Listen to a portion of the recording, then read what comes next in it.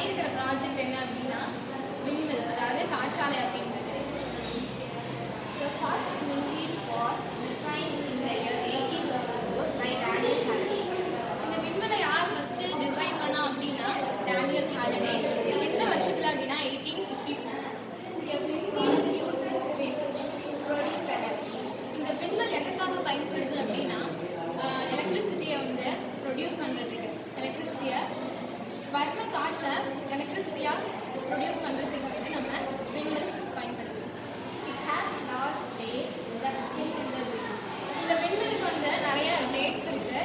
இது மூலமாக தான் நம்மளுக்கு வந்து விண்ட் வந்து கிரியேட் ஆகுது, அதாவது எலக்ட்ரிசிட்டி கிரியேட் ஆகுது.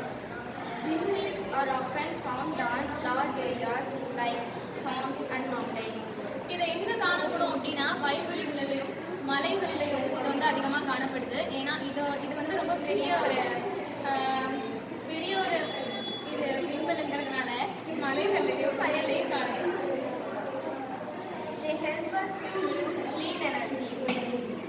ஒரு தூய்மையான எனர்ஜியை வந்து நம்மளுக்கு தருது. Some windmills are used for pumping water.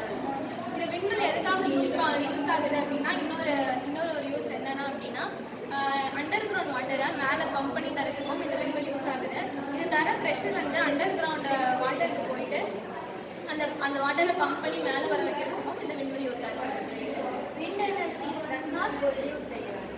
Wind energy வந்து ஏரை பொல்யூட் பண்ணாமல் எந்த ஒரு ஃபியூவலும் பெட்ரோலியமும் யூஸ் பண்ணாமல் விண்ட் எனர்ஜி வந்து